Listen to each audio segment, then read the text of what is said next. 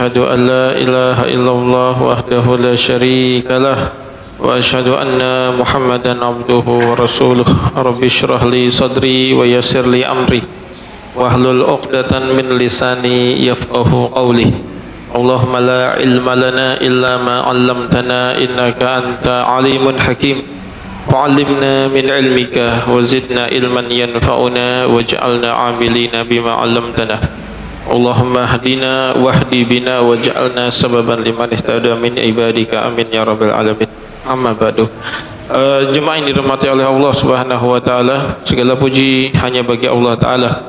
Salawat dan salam semoga senantiasa Allah taala curahkan kepada junjungan kita, pemimpin kita pada suri tauladan kita, Nabi Muhammad sallallahu alaihi wasallam, serta dengan para sahabat dan juga pengikutnya. Jadi selawat Allah Azza wa Jalla kepada Nabi sallallahu alaihi wasallam itu akan membahagiakan beliau, dan selawat Allah taala kepada kita juga membahagiakan beliau. Jadi Allah Azza wa Jalla itu juga berselawat kepada hamba-hambanya yang saleh. Allah taala berfirman di surat Al-Ahzab, huwallazi yusalli alaikum wa malaikatuhu liyukhrijakum minadh-dhulumati ilan nur. Dan dialah Allah taala alladzi yusalli alaikum, yang berselawat kepada kalian, wa malaikatuhu, dan juga para malaikatnya. Jadi Allah taala berselawat kepada manusia dan juga malaikat berselawat kepada manusia. Apa arti kata selawat Allah taala kepada manusia, kepada hambanya? Artinya adalah merahmati dan memuliakan, rahmati dan memuliakan. Selawat malaikat kepada manusia artinya apa? Mendoakan mereka untuk dirahmati dan dimuliakan. Jadi Allah Azza wa Jalla berselawat kepada manusia, hasilnya apa? Liyukhrijakum minadh-dhulumati ilan nur, untuk mengeluarkan kalian dari kegelapan menuju cahaya. Wa kana bil mu'minina rahimah, dan memang Allah taala itu sangat penyayang kepada hamba-hambanya yang beriman. Nah, pertanyaannya bagaimana supaya kita bagaimana supaya Allah taala itu berselawat kepada hambanya? Di antara caranya adalah apa? Adalah dengan seorang hamba berselawat kepada Nabi Muhammad sallallahu alaihi wasallam. Dengan seorang hamba itu berselawat, mengucapkan selawat kepada Nabi Muhammad sallallahu alaihi wasallam, maka Allah taala berselawat kepada hamba tersebut. Allah taala, Nabi sallallahu alaihi wasallam bersabda, "Man shalla alayya salatan wahidatan sallallahu alaihi biha asyra." Siapapun orang yang mengucapkan selawat kepadaku dengan satu selawat, maka Allah taala akan berselawat kepada dia 10 kali. Nah, maka jemaah yang dirahmati Allah Subhanahu wa taala, mari kita perbanyak selawat kepada Nabi SAW, terutama di majelis ilmu. Ada salah satu tempat yang disyariatkan kita itu berselawat kepada beliau adalah ketika sedang di majelis ilmu, ketika disebutkan nama beliau. Bismillahirrahmanirrahim. Jemaah yang dirahmati Allah Subhanahu wa taala, kita pada pertemuan kali ini masuk di penjelasan tentang pembatal keislaman bagian terakhir. Jadi kemarin kita sudah sampai di nomor 9, pembatal keislaman nomor 9. Yang sekarang kita akan masuk ke bab tentang pembatal keislaman yang nomor 10. Oh, nomor 9 kemarin tuh masih ada yang ingat nggak? Masih ada yang ingat nggak? Pembatal keislaman nomor 9. Nah, sudah lupa mungkin. Pembatal keislaman nomor 9 adalah kemarin itu man i'taqada anna ba'dhan nas la yajibu alaihi ittiba'un nabi au annahu siyasa'uhu al-khuruj min syari'atihi sallallahu alaihi wasallam. Yang membatalkan keislaman nomor 9 adalah ketika seseorang punya keyakinan bolehnya keluar dari syariat Nabi Muhammad sallallahu alaihi wasallam. keyakinan bahwasanya sebagian orang itu boleh untuk tidak mengikuti Nabi Muhammad sallallahu alaihi wasallam, sebagaimana dulu Nabi Khidir itu tidak mengikuti Nabi Musa. Karena Nabi Khidir itu kan tidak mengikuti Nabi Musa alaihi salam. Oh, Nabi Khidir aja boleh. Berarti di akhir zaman ini ada orang-orang yang boleh keluar dari syariatnya Nabi Muhammad sallallahu alaihi wasallam. Maka ini adalah pernyataan yang batil yang sudah kita bantah pada pertemuan yang lalu, bahwasanya Nabi Khidir itu mengikuti Nabi Musa karena memang beliau bukan bagian dari Bani Israel.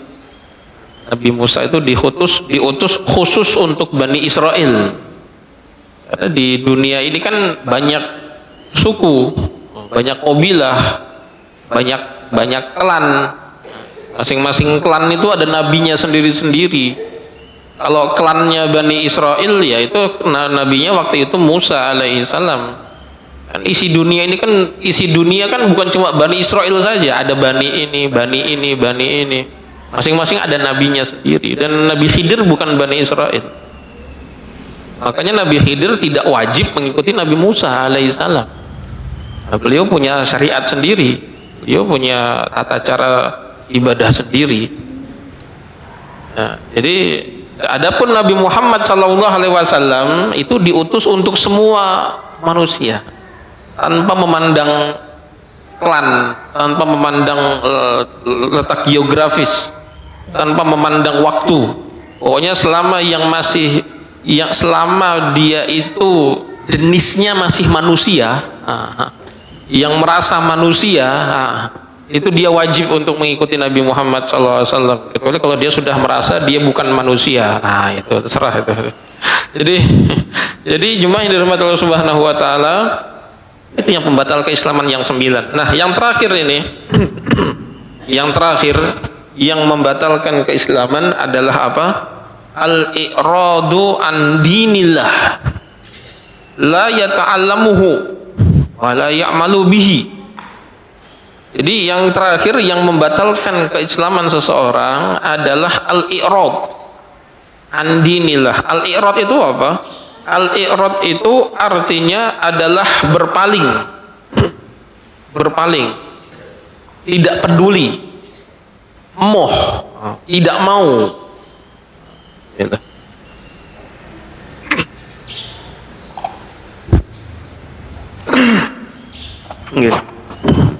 Al-i'rad an dinillah, berpaling dari agama Allah Ta'ala, tidak mau melaksanakan ajaran Allah Subhanahu Wa Ta'ala. Jadi al-i'rad itu artinya tahu kalau itu tuh perintah Allah, tahu kalau itu tuh ajaran Allah, tapi nggak mau terima. Tahu kalau itu adalah bagian dari arahan Allah Ta'ala, tapi dia nggak mau terima. Itu adalah al-i'rad an dinillah, berpaling dari agama Allah, berpaling dari perintah Allah Ta'ala, berpaling dari larangan Allah Subhanahu Wa Ta'ala. Ya. Sebagaimana iblis dahulu berpaling dari perintah Allah Ta'ala, sebagaimana iblis dahulu berpaling bukan dari agama Allah, dari satu perintah Allah Ta'ala. Jadi iblis itu dulu ya sholat, ya beramal soleh, berbuat baik, mengabdi kepada Allah Ta'ala, tapi dia berpaling dari satu perintah. Berpaling itu artinya tahu kalau itu perintah, tapi sengaja menolak, sengaja enggan, sengaja tidak, sengaja membantah, dan sengaja tidak melaksanakan. Kenapa? Hawa nafsu, karena kesombongan dia. Akhirnya dia kafir. Kana minal kafirin. Allah Ta'ala stempel dia sebagai kafir. Jadi sebagaimana kita ungkit lagi pada pertemuan yang sebelumnya, bahwasanya untuk menjadi kafir itu tidak harus menjadi ateis, karena di kalangan orang-orang awam ini ada keyakinan, oh orang kafir sama dengan ateis, artinya tidak percaya Tuhan. Salah. Iya, Semua orang ateis itu kafir, tapi nggak semua orang kafir itu ateis. Ada orang-orang yang dicap sebagai kafir padahal dia beriman kepada Allah Ta'ala. Dia percaya akan adanya Allah Ta'ala. Dia percaya bahwa yang menciptakan langit bumi ini Allah Ta'ala, tapi dia dicap sebagai kafir. Loh kok bisa? Ya, contohnya siapa? Contohnya adalah orang-orang Quraisy. Orang-orang Quraisy. Orang-orang Quraisy itu orang-orang ya, yang distempel oleh Allah Ta'ala sebagai kafir dalam firman-Nya qul ya ayyuhal kafirun. Nah, itu sababun nuzulnya apa itu ayat qul ya ayyuhal kafirun itu? Wah, qul, katakanlah, ya ayyuhal kafirun, wahai orang-orang kafir. Sababun nuzulnya apa? Sababun nuzulnya itu kan Nabi SAW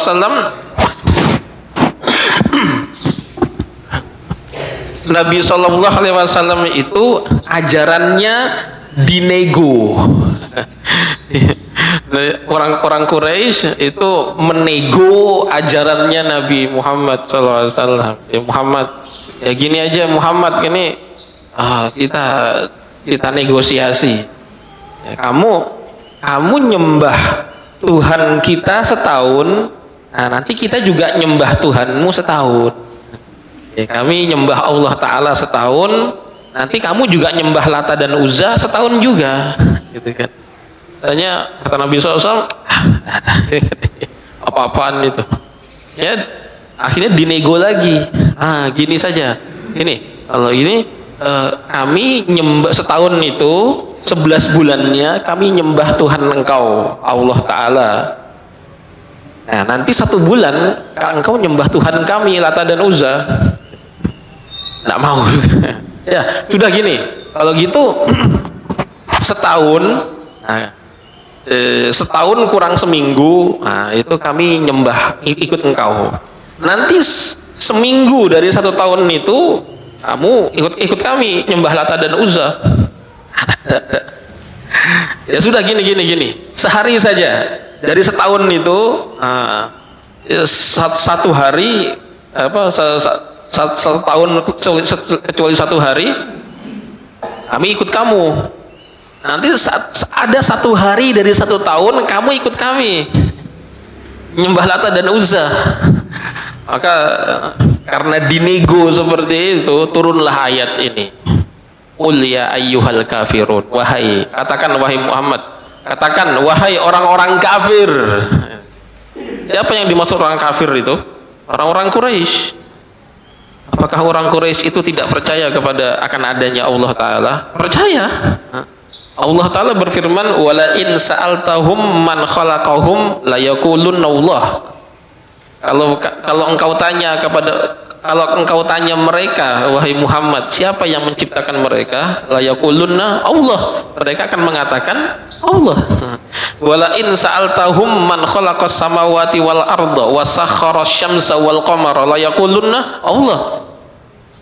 Kalau engkau tanya mereka, wahai Muhammad, siapa yang menciptakan langit dan bumi dan menundukkan matahari dan juga bulan untuk mereka, la yaqulunna, mereka akan mengatakan Allah yang ciptakan.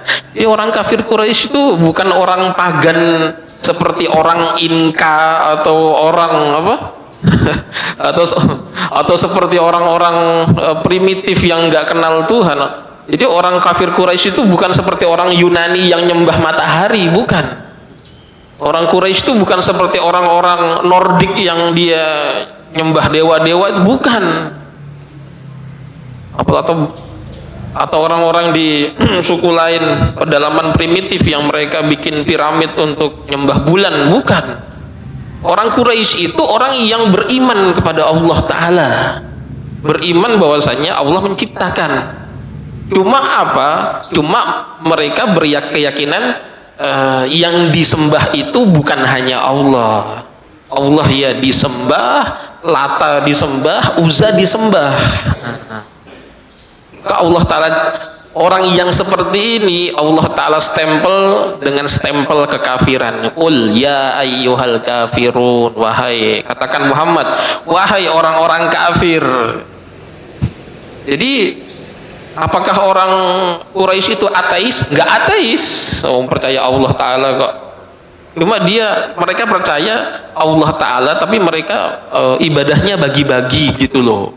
Nah, ya sama dengan sebagian orang-orang pagan di zaman ini, orang-orang yang bikin sesajen kan seperti itu.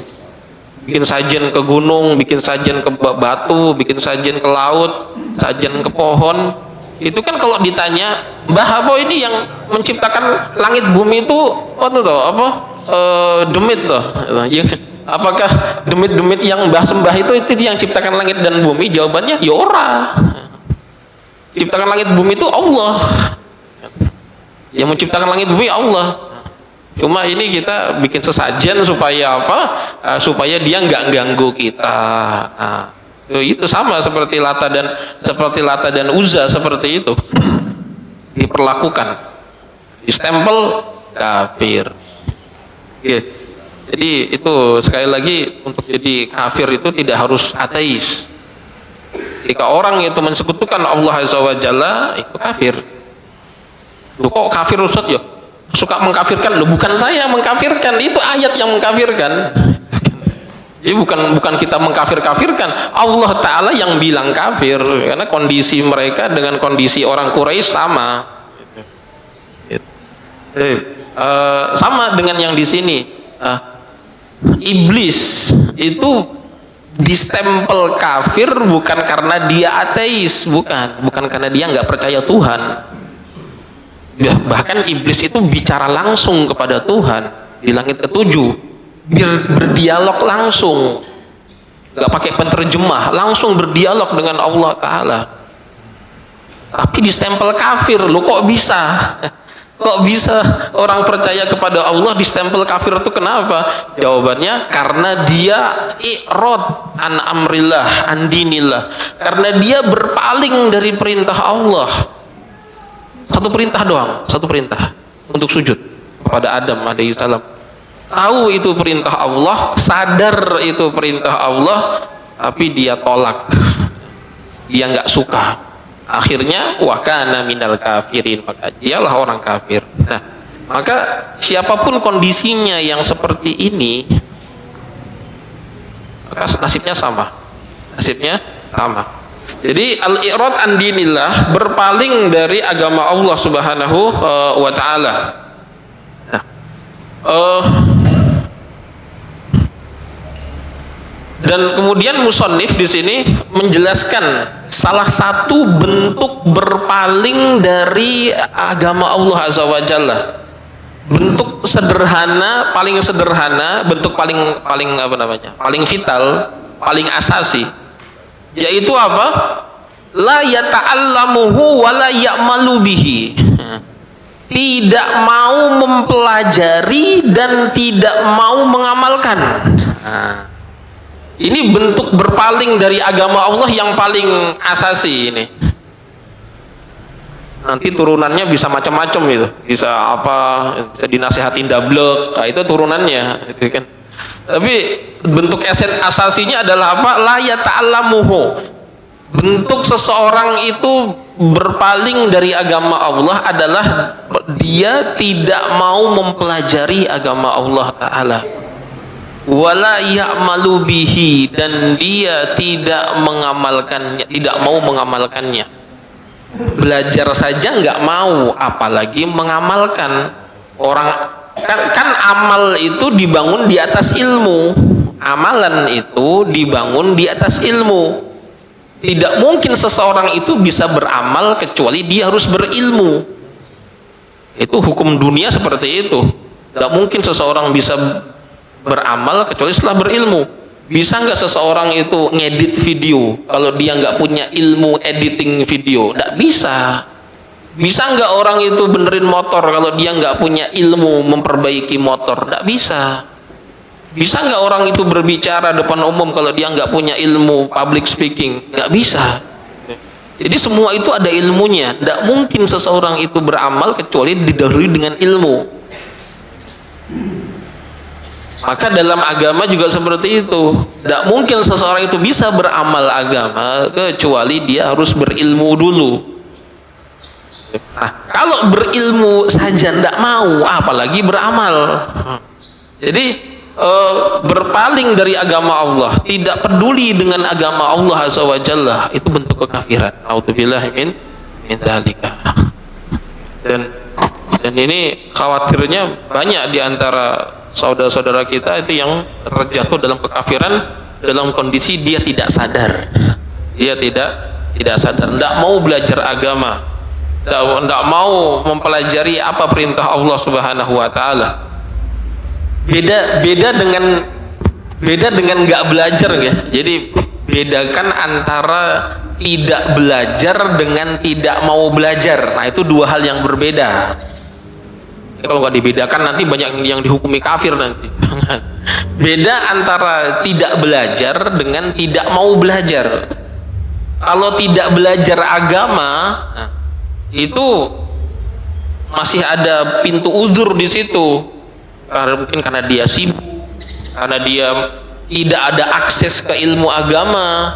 Ya, misalnya karena dia lahir besar di tempat yang memang bukan komunitas agama, bukan komunitas Islami.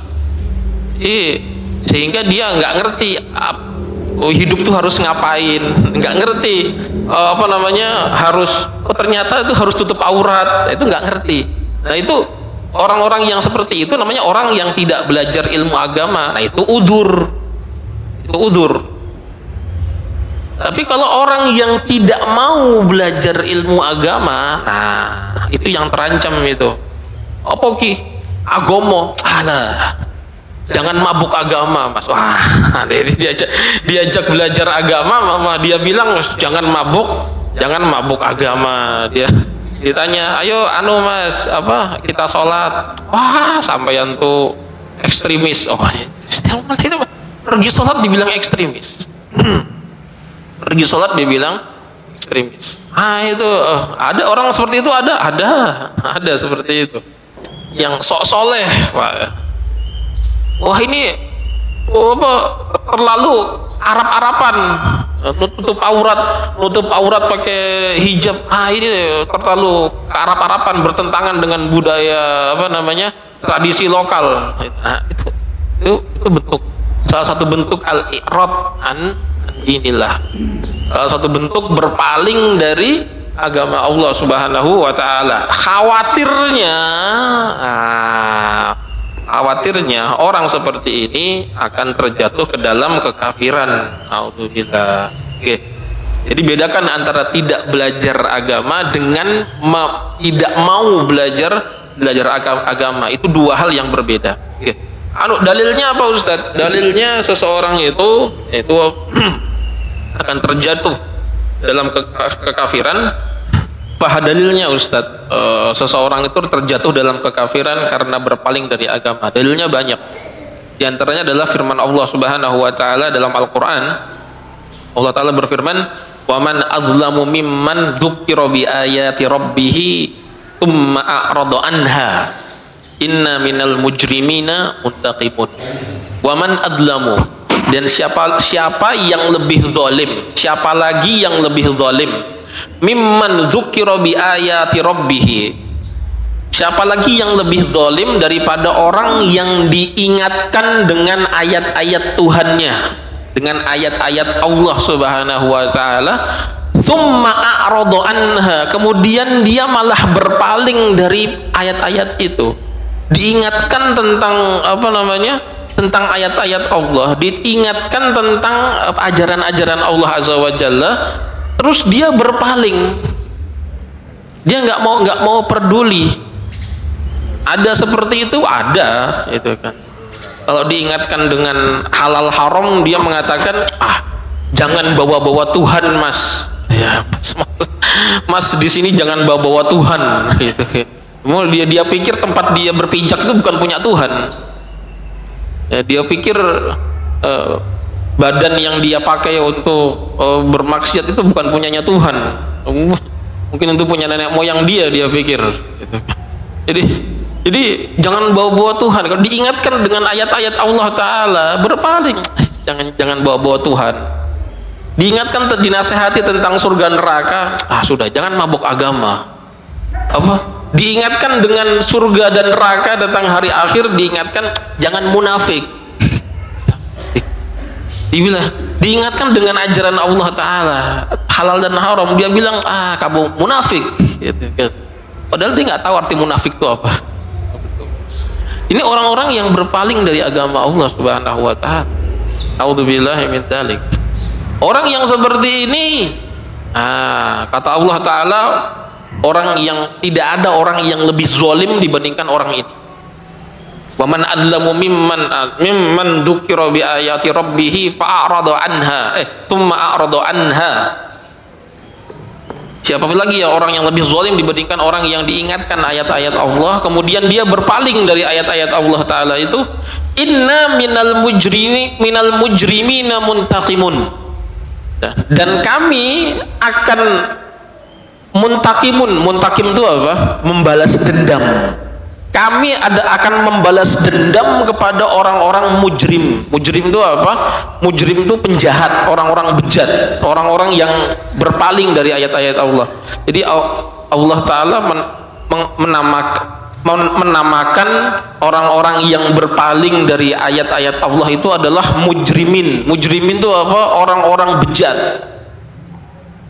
Nah, maka Allah akan membalas dendam kepada mereka nanti di dunia, kemudian di kuburan, kemudian di neraka. Bertubi-tubi itu.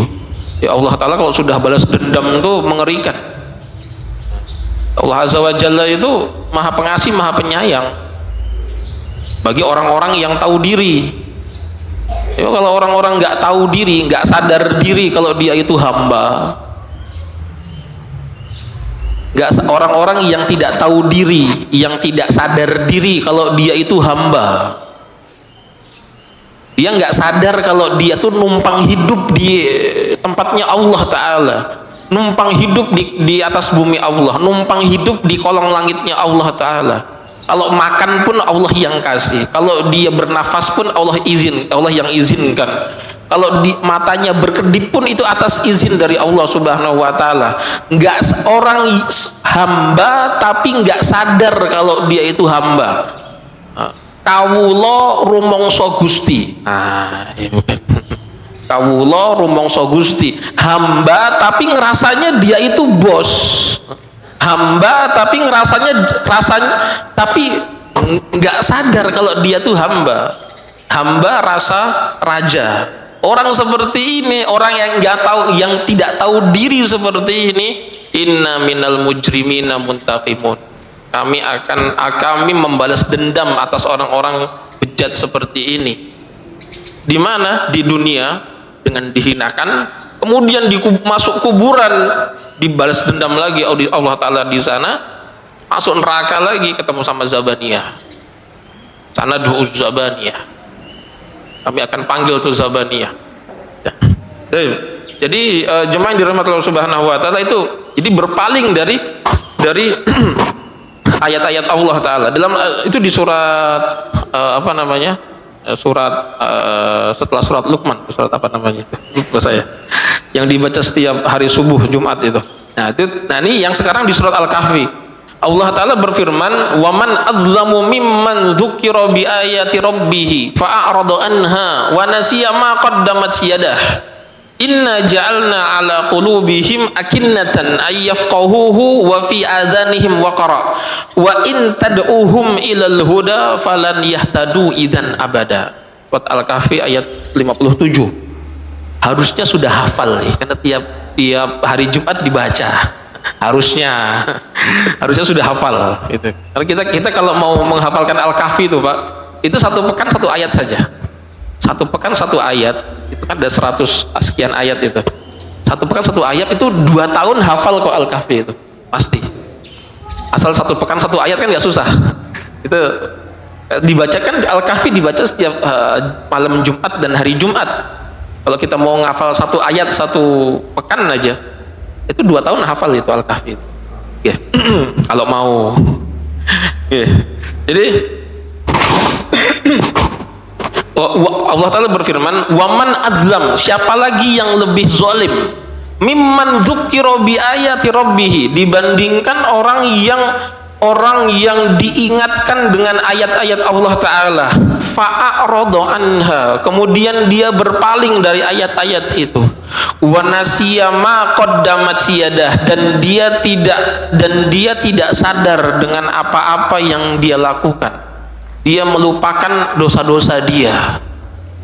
Jadi berpaling dari ayat-ayat Allah Ta'ala karena dia merasa saya sudah baik, saya nggak butuh perintah ini, saya sudah baik. Seperti iblis, sama seperti iblis. Saya sudah merasa paling baik sehingga tidak butuh kepada perintah Allah untuk sujud kepada Adam. Ya, sama-sama seperti sebagian orang itu tidak mau ikut perintah Allah karena merasa saya sudah baik. Maka apa balasannya orang yang seperti ini? Apa balasannya? Bismillah.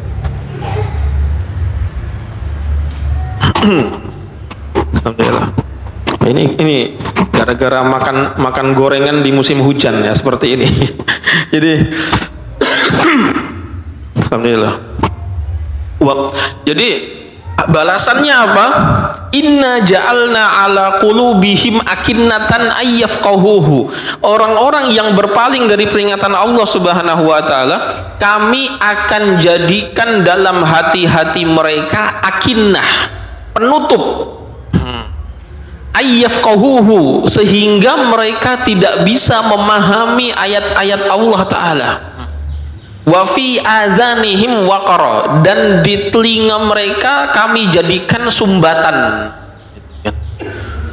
Jadi orang yang berpaling dari rahmat Allah, dari peringatan Allah, dari agama Allah, maka Allah Ta'ala akan tutup hatinya. Allah Subhanahu wa taala akan tutup telinganya.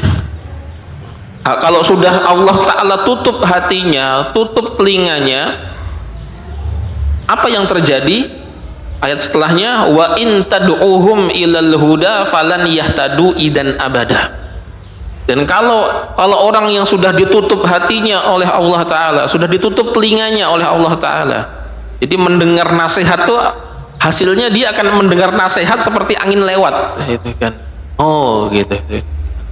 Dibilang diingatkan tentang surga neraka, oh sekedar lewat saja gitu. Maka orang seperti ini, kamu mau ajak dia kepada jalan hidayah, falan yahtadu idan abada. Orang seperti mereka tidak akan dapatkan hidayah sedikit pun. Kenapa? Sudah Allah Ta'ala tutup hatinya, tutup telinganya. A'udzubillahi ta'ala min dalika. Jadi jemaah yang dirahmati Allah Subhanahu wa taala, musannif berkata, fal i'radu an ta'allumid din wal iyadu billah kufrun. Berpaling, emoh, tidak mau, benci ya, untuk mempelajari agama, benci kepada agama dan berpaling dari agama, tidak mau belajar. Orang kalau sudah benci itu pasti dia nggak akan mempelajari gitu kan. Orang kalau sudah benci itu orang itu tidak akan mau mempelajari. Itu kufrun, itu naudzubillah, itu adalah kekafiran. Jadi jemaah yang dirahmati Allah Subhanahu wa taala, hati-hati ketika kita mempelajari agama Allah Subhanahu wa taala. Terima dulu semuanya, terima semua agama Allah selama itu ada di Quran dan ada di sunnah. Terima dulu. Urusan kita bisa ndak bisa mengerjakan, mampu atau belum mampu mengerjakan, tuh terima dulu, jangan dibantah. Jangan dibantah, yang penting terima dulu. Urusan nanti, aku raiso, ya itu urusan nanti. Karena tidak mengerjakan perintah Allah karena karena hawa nafsu, tidak mengerjakan perintah Allah karena dia masih tergoda sama godaan dunia, sama membantah perintah Allah, itu dua hal yang berbeda. Itu konsekuensinya berbeda. Itu seperti Adam dan iblis, dua-duanya sama-sama bermaksiat,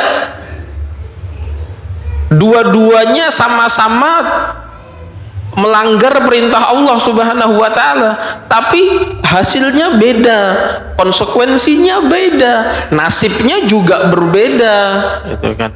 Kalau bapak kita Adam alaihissalam itu kan melanggar perintah Allah karena hawa nafsu, tergoda hawa nafsu. Tahu kalau itu perintah Allah tuh itu ndak boleh mendekati pohon apa namanya tuh? Ya pohon itu, pohon yang katanya iblis tuh pohon keabadian. Kan bapak kita itu kan diiming-imingi pohon keabadian. Jadi Allah Ta'ala berfirman dalam surat Toha, ya Adamu hal adulluka ala syajaratil khuldi wa mulkin la yabla. Adam, mau nggak aku tunjukkan, aku spill, kasih bocoran kepada kamu. Ada syajaratul khuldi, ada pohon keabadian yang kalau kamu makan buahnya kamu jadi abadi. Wa mulkin la yabla, kamu akan dapat kerajaan yang tidak akan usang. Syajaratul khuldi, apa namanya, ya kan gini jemaah, orang kalau sudah puncak dari kenikmatan itu adalah keabadian dalam nikmat, itu puncak dari semua kenikmatan, keabadian dalam nikmat. Nah, itu yang dicari gitu. Ini nah itu Adam itu diiming-imingi, nikmatmu ini nggak abadi, mau nggak aku kasih tahu supaya nikmatmu abadi. Kamu makan buah itu. Makanya iblis tuh menamakan itu syajaratul khuldi. Apa nama kalau bahasa Inggrisnya apa itu? Eternal tree. Jadi pohon keabadian, buah keabadian. Wa mulkin la yabla, kerajaan yang tidak akan pernah usang. Immortal kingdom lah itu kalau bahasa orang-orang sekarang gitu. Kerajaan yang tidak akan pernah usang. Mau nggak kamu makan buah itu? Setelah dimakan apa? Setelah dimakan apakah abadi? Enggak, tetap mati juga. Apakah dapat kerajaan yang selamanya? Enggak, malah diusir dari surga. Nah itu. Jadi kenapa Adam alaihissalam memakan buah tersebut? Karena hawa nafsu, tergoda dengan hawa nafsu. Jadi Allah Ta'ala berfirman, fa'azallahuma syaitanu anha. Syaitan itu menggelincirkan mereka dari perintah Allah Ta'ala itu. Menggelincirkan itu menunjukkan bahwasanya Adam itu melakukan dosa tersebut karena antara sadar dan tidak sadar. Sadar kalau itu dilarang oleh Allah tapi kepengin gitu loh. Nah itu, maka itu Jumain dan Adam alaihissalam berbuat dosa. Tapi apa yang terjadi? Allah Ta'ala ampuni beliau. Beliau minta ampun dan Allah Ta'ala ampuni beliau. Dan bahkan Allah muliakan beliau. Para ulama ketika ditanya, mana yang lebih mulia, Adam sebelum berdosa atau Adam setelah berdosa? Ulama sepakat, tidak ada satupun perdebatan, mereka sepakat menjawab Adam setelah berbuat dosa jauh lebih mulia daripada Adam sebelum berdosa. Jadi itu dimuliakan oleh Allah Azza wa Jalla, nasibnya pun berbeda, masuk surga. Kalau iblis itu berbuat dosa juga, tapi dosanya apa? Dosanya berbeda dengan Adam. Kalau Adam itu tergelincir karena hawa nafsunya, karena syahwatnya. Kalau iblis berdosa karena apa? Karena dia menentang Allah Subhanahu wa Ta'ala. Akhirnya apa? Akhirnya ya nasibnya berbeda juga, perlakuan Allah kepada dia berbeda juga. Allah Ta'ala tutup hati dia, tutup telinga dia, sehingga ayat-ayat Allah tidak bermanfaat untuk dia. Iblis itu hafal Quran nggak Pak? Hafal Quran nggak? Hafal Quran nggak iblis itu? Hafal Quran. Iblis itu hafal Quran. Kalau dia nggak hafal Quran, bagaimana dia bisa menggoda para hafid Quran? Iya, kan yang membuat orang lupa ajaran Allah itu kan iblis. Allah Ta'ala berfirman di surat Al-Kahfi, wa ma ansanihu illa syaitanu an adzkurah. Tidak ada yang membuatku lupa kecuali syaitan yang telah membuatku lupa itu. Jadi iblis itu hafal hadis-hadis Nabi nggak? Hafal. Mana yang lebih hafal hadis Nabi? Imam Bukhari atau iblis? Iblis jauh lebih hafal dari Imam Bukhari. Kalau beliau nggak hafal hadis, bagaimana mungkin iblis itu bisa menggoda Imam Bukhari, gitu kan? Jadi iblis itu ilmunya, kalau cuma sekedar ilmu, iblis itu lebih berilmu daripada semua ulama. Tapi kenapa nggak bermanfaat ilmunya? Karena sudah ditutup hatinya oleh Allah Ta'ala, ditutup telinganya oleh Allah Ta'ala. Falan yahtadu idan abada, maka dia tidak akan dapatkan hidayah sampai selamanya, meskipun dia hafal Quran, dia hafal hadis, tidak bermanfaat. Kenapa? I'rad an dzikrillah, berpaling dari perintah Allah Subhanahu Wa Ta'ala. Oke, maka jadi jemaah yang dirahmati Allah Subhanahu Wa Ta'ala, kalau kita berhadapan dengan perintah Allah, ayo terima dulu. Itu ada perintah tutup aurat. Aduh, saya itu masih masih kerja begini gimana? Ya terima dulu saja, terima dulu, jangan dibantah. Artinya sehingga ketika sampeyan itu buka aurat, itu sampeyan dalam kondisi sadar kalau sampeyan itu salah, gitu loh. Sehingga nggak ngakal-ngakali perintah Allah Subhanahu Wa Ta'ala. Aduh, ini kok ada perintah larangan kerja di larangan riba. Aduh, saya masih kerja di riba. Terima dulu perintah Allah Subhanahu Wa Ta'ala, sehingga ketika sampeyan kerja itu sampeyan sadar dalam kondisi kalau sampeyan itu salah. Jadi sampeyan tidak akan ngakal-ngakali perintah Allah, tidak akan ngakal-ngakali larangan Allah Subhanahu Wa Ta'ala. Tobat, gitu loh. Jadi terima dulu, nanti bisa ngamalkan nggak bisa ngamalkan itu pikir carry. Nah, yang penting terima dulu, gitu. Jadi sehingga sampean kalaupun salah, sampean sadar kalau sampean itu salah.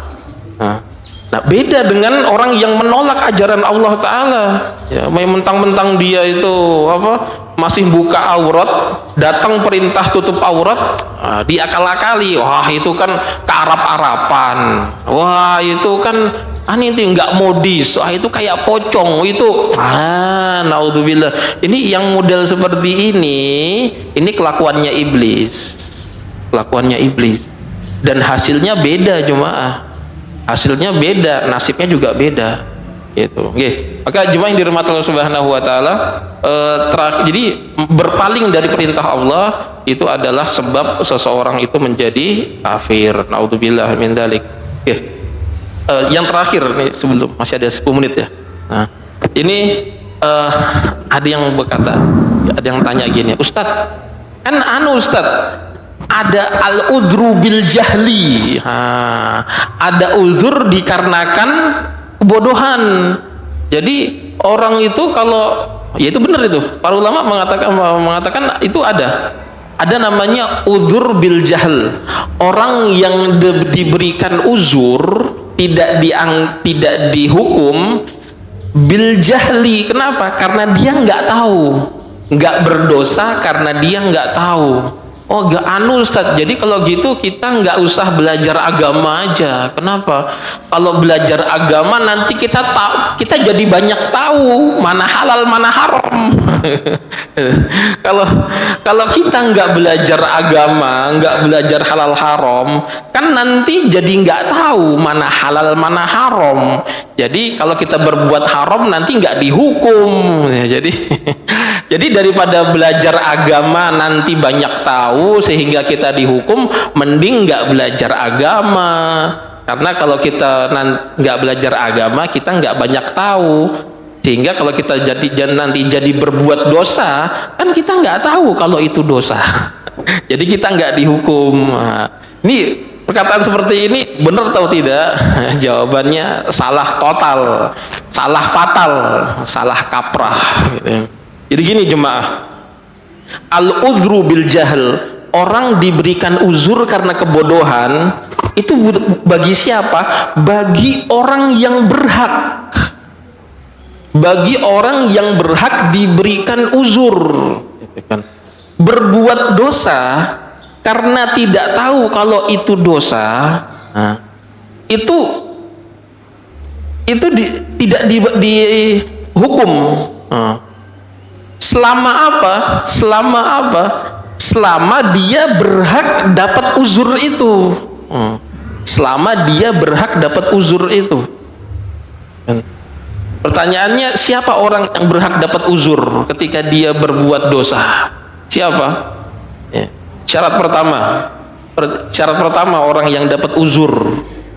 Kan artinya dapat uzur itu dia tidak dapat dosa ketika dia berbuat dosa. Syarat pertama apa? Syarat pertama, dia adalah orang yang mau taat kepada Allah Subhanahu wa taala.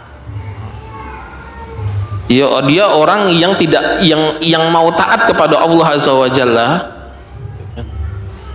Yang kedua, dia tidak punya akses atau tidak ada akses untuk mengetahui perintah Allah Subhanahu wa taala. Orang yang seperti ini baru berlaku al-udhru bil jahli. Baru orang seperti ini itu dia dapat uzur ketika dia melakukan sebuah dosa karena kebodohan, karena tidak tahu. Nah, jadi pertama apa? Dia adalah orang yang mau taat kepada Allah Ta'ala. Yang kedua, dia adalah orang yang tidak dapat akses atau belum punya akses untuk mengetahui perintah Allah. Orang seperti ini baru dia itu diberikan uzur ketika berbuat dosa. Contoh, ya. Contohnya orang di pedalaman Papua. Dalam Papua itu kan ada orang primitif, ada kan? Sampai sekarang masih ada sepertinya. Bahkan di sebagian pelosok Pulau Jawa ini masih ada. Jadi ada di pedalaman hutan orang primitif, nggak ngerti internet, nggak ada telepon, nggak ada ustadz datang ke sana, nggak ada apa, sehingga mereka dalam kekufuran, nggak ngerti apa itu Islam, itu kan. Datang ustadz, biasanya ustadz yang sering ke Papua itu Ustadz Fadlan, itu Ustadz Fadlan Gamaratam, datang ke Papua itu mengislamkan orang-orang. Ya, hari pertama diajari sholat, diajari diajari wudhu, bersuci. Biasanya yang beliau ajarkan itu pertama itu bersuci, kemudian syahadat, kemudian sholat. Nah, ketika di hari pertama itu ada orang yang minum khamr. Jadi kan ada tuak versi Papua lah, versi minum khamr, minuman keras. Diminum geleg. Ini baru masuk Islam, ini orang baru masuk Islam. Minum khamr, geleg. Itu kan. Mabuk. Pertanyaannya, dia dosa enggak? Enggak dosa. Kenapa? Belum tahu. Baru tadi masuk Islam, dia tiap hari minum khamr, nggak tahu kalau khamr itu haram, dia minum. Jadi berdosa nggak berdosa. Kenapa? Pertama, dia mau taat kepada Allah SWT. Buktinya apa? Dia syahadat. Yang kedua, dia belum punya akses untuk mengakses perintah Allah Ta'ala. Dia tidak tahu kalau khamr itu haram. Baru tadi masuk Islam, baru kemarin masuk Islam. Dia sudah bisa menghafal gerakan sholat pun alhamdulillah itu. Jadi artinya orang seperti ini tidak dosa ketika dia minum khamr. Kenapa? Al-udhru bil jahli. Tapi kalau sudah diberitahu, Mas, ini tuh di syariat Islam tidak boleh. Oh, tidak boleh tuh. Oh iya. Nah, itu baru dia ketika itu sudah tidak ada al-udhru bil jahli. Atau seperti orang yang baru belajar, orang yang baru hijrah, kadang tuh nggak tahu kalau salaman lawan jenis tuh nggak boleh. Tapi ya baru hijrah kan, baru kemarin, baru kemarin hijrah, salaman sama lawan jenis, dosa nggak dosa. Kenapa? Al-udhru bil jahli. Memang dia tuh belum punya akses menuju ilmu itu, dia belum dapat akses untuk ilmu itu, untuk perintah itu, sehingga masih diuzurkan. Ketika sudah ada peringatan, Mas ini tidak boleh, Mas. Oh, tidak boleh toh. Nah, jadi baru dia berhenti. Jadi sekali lagi, al-udhru bil jahli itu berlaku bagi orang yang punya dua kriteria ini. Pertama, dia mau taat kepada Allah Ta'ala. Yang kedua, dia belum punya akses menuju perintah Allah. Nah, itu baru ada uzur bil jahli. Adapun orang yang tidak ada dua kriteria ini, dia pertama memang sudah tidak mau taat kepada Allah Ta'ala, kemudian ya karena nggak mau taat kepada Allah kan berarti nggak mau belajar. Nggak mau belajar itu kan berarti nggak mau mengakses ilmu, nggak mau mengakses perintah Allah Subhanahu wa Ta'ala. Orang seperti ini kalau ketika dia berbuat maksiat, apakah dapat uzur? Jawabannya tidak, tidak ada uzur. Jadi kalau ada orang yang melanggar perintah Allah karena dia itu emang nggak mau belajar agama, apa ini agama ini? Nah, nggak usah mabok agama. Akhirnya dia nggak tahu kalau salaman sama lawan jenis itu nggak boleh. Akhirnya dia nggak tahu kalau afwan berzina itu nggak boleh. Akhirnya dia nggak tahu kalau minum khamr itu nggak boleh. Kenapa? Karena dia tidak mau mengakses ilmu agama. Orang seperti ini dapat uzur karena kebodohan nggak? Tidak. Itu orang yang tidak ada uzur kebodohan. Maka dia ketika orang seperti ini, ketika dia minum khamr karena nggak tahu, dapat dosa. Karena dia salaman lawan jenis nggak tahu, dapat dosa.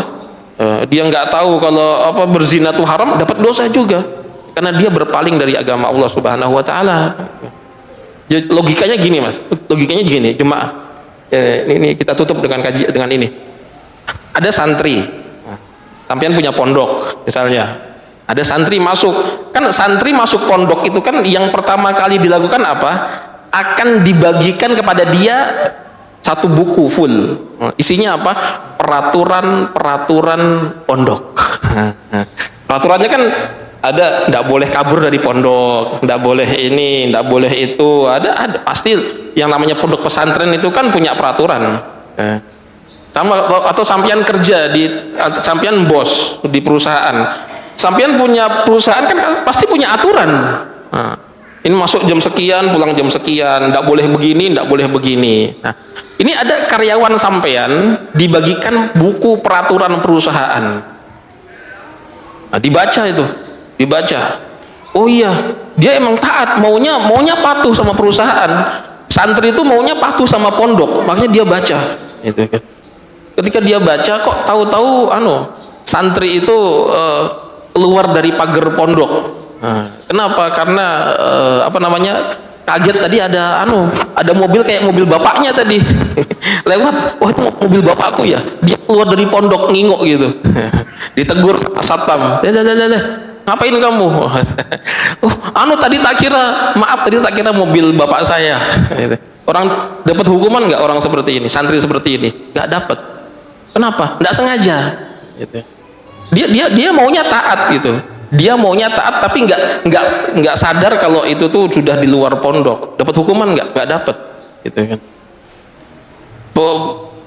Karyawan yang kan tertulis di situ jam 8 masuk gitu kan, di peraturan perusahaan jam 8 itu masuk gitu kan.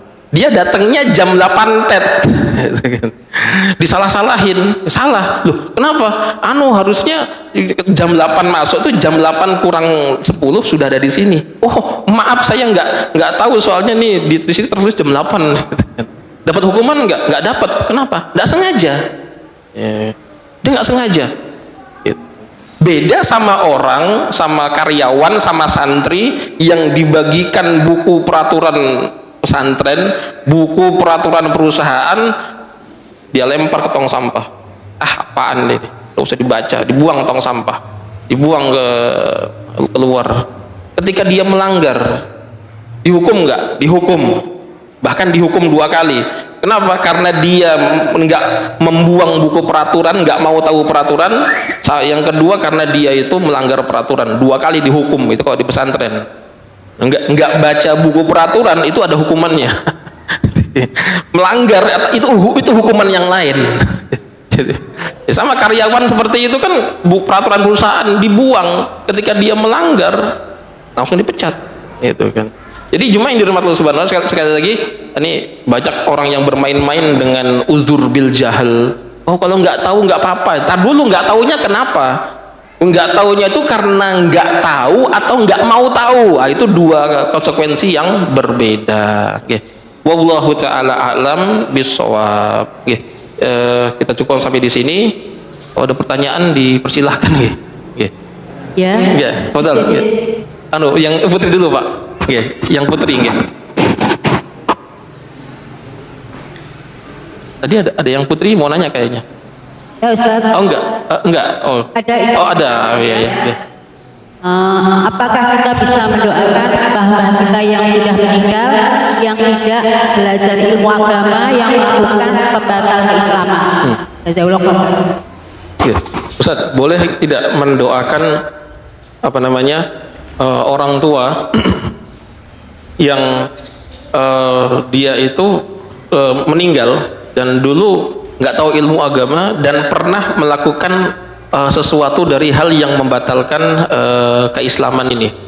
Boleh ini nggak boleh didoakan nggak Ustadz? Jawabannya dia dulu pernah ada ini nggak? Ada pernah nggak dia melakukan satu saja dari syariat Islam? Sholat misalnya, pernah sholat misalnya sholat subuh atau sholat Idul Fitri tok sholatnya, atau sholat Jumatan tok tapi nggak sholat yang lainnya, pernah nggak melakukan hal tersebut? Kalau pernah, meskipun cuma sholat Idul Fitri sekali seumur hidup, itu didoakan. Didoakan semoga apa yang dia lakukan itu termasuk bagian dari udzur bil jahal. Karena memang orang zaman dahulu kan akses informasi nggak seperti sekarang. Selama dia masih ada keinginan untuk taat, berbuat baik, dia masih ada keinginan untuk taat kepada Allah Ta'ala, entah pernah sholat atau entah pernah puasa, ya sudah, doakan saja. Doakan saja, semoga Allah Ta'ala ampuni dia. Tapi kalau tidak pernah sama sekali, tidak pernah sama sekali, bahkan cenderung benci kepada agama, ada orang seperti itu, ada orang seperti itu. Ya sudah, ya itu mau diapakan lagi? Orang benci kepada agama itu adalah salah satu pembatal keislaman. Oke, wallahu taala alam bisawab. Baik, nggih, monggo Bapak.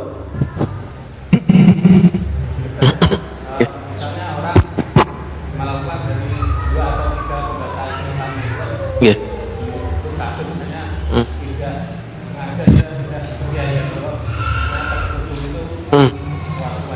Iya.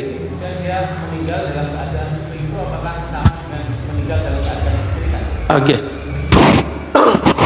Oke, Ustaz. Jadi kalau ada orang yang meninggal dalam kondisi tidak melakukan syariat Islam, ya Pak, dan tidak meninggalkan dalam kondisi tidak melakukan syariat Islam, nah itu nanti apakah statusnya dia itu kafir atau gimana? Enggak. Jadi dilihat dulu dia meninggalnya itu kenapa? Apakah karena meninggalkannya syariat Islam itu kenapa? Apakah karena dia tergoda hawa nafsu atau memang dia itu membantah, menolak syariat Islam? Kalau dia tuh meninggalkan tidak melakukan syariat Islam karena hawa nafsu, misalnya karena masih eman sama budaya orang sekitar, atau masih masih ngikut lingkungan sekitar. Terus lingkungan sekitar pada nggak pakai kerudung, pakainya belangkon, pakainya konde gitu kan. Wah, ini kalau menyelisihi orang sekitar nanti orang penak gitu kan. Nah, itu nggak kafir. Itu bukan kekafiran. Nah, itu statusnya sama seperti bapak kita Adam yang berbuat dosa karena hawa nafsu, karena keinginan untuk jadi abadi. Kalau yang tadi itu keinginan untuk dihormati, keinginan untuk nggak diomongi, cari aman, itu hawa nafsu juga. Apakah orang seperti ini kafir? Nggak kafir, ya, nggak kafir. Kalaupun dia meninggal dalam kondisi itu, apakah dalam kafir? Ya nggak kafir, itu kan. Cuma dia bermaksiat gitu loh, bermaksiat. Jadi boleh dimintakan ampun Ustadz, boleh dimintakan ampun, tidak apa-apa, gitu kan. Beda dengan orang yang menolak, bahkan menghina agama Islam, itulah beda statusnya. Menolak agama Islam, menolak syariat kerudung, hijab itu Apa itu? Wah, udah usah sok ke Arab-Araban. Nah, itu kan. Wes ngene wae lebih bagus. Nah, nggak usah buka apa, nggak usah tutup-tutupan gitu. Saya pernah sudah ketemu sama orang seperti itu. Itu. Saya mau salaman lagi walimah itu salaman sama apa kan? Sama apa orang-orang yang punya hajat. Kalau sama laki-laki saya salamin, sama perempuan ya nggak saya salamin, begini saja. Ya, saya langsung dimaki-maki depan umum.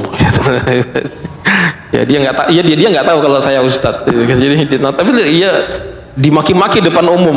Oh, iki opo, ajaran opo, iki apa, salaman sama lawan jenis itu bikin teges, gitu kan. Nggak usah sosok Arab, nggak usah sosok bawa Quran Sunnah, gitu kan. Oh ya, ya wis. Jadi kan dia orangnya orang sepuh, jadi nggak saya bantah. Jadi ya sudah, ada orang seperti itu. Nah, orang yang seperti itu, naudzubillah min dzalik, itu menolak perintah Allah. Apalagi dia mengatakan tidak usah bawa-bawa Quran Sunnah, apalagi itu naudzubillah min dzalik. Nah, itu ya kita nggak berani menghukumi, kita cuma berani mengatakan khawatirnya dia itu kafir, khawatirnya kafir, khawatirnya. Tapi kalau memvonis kafir boleh nggak? Jangan, nggak boleh. Bilang aja itu khawatirnya orang seperti itu kafir, khawatirnya. Karena dia sudah menampakkan sebab-sebab kekafiran. Kalau sudah menampakkan sebab kekafiran seperti itu, boleh didoakan nggak Ustadz? Ya, nggak usah. Nggak, gitu kan.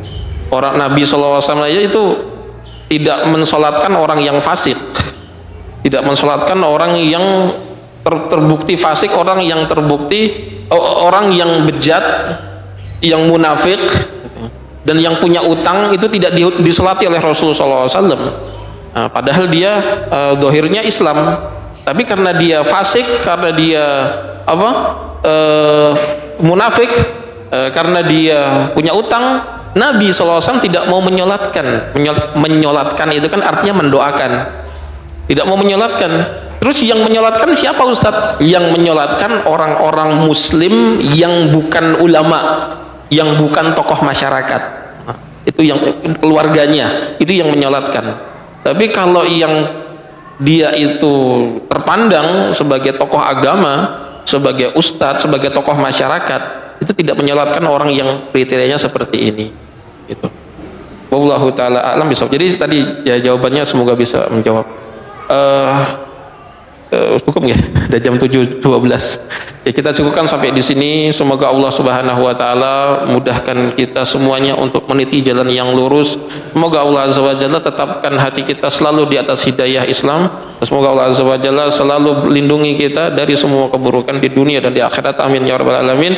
Rabbana atina fid dunya hasanah wa fil akhirati hasanah wa qina adzabannar. Sallallahu ala nabiyyina Muhammadin wa ala alihi wa sahbihi wasallam. Subhanakallahumma rabbana wa bihamdika asyhadu an la ilaha illa anta astaghfiruka wa atubu ilaik. Assalamualaikum warahmatullahi wabarakatuh.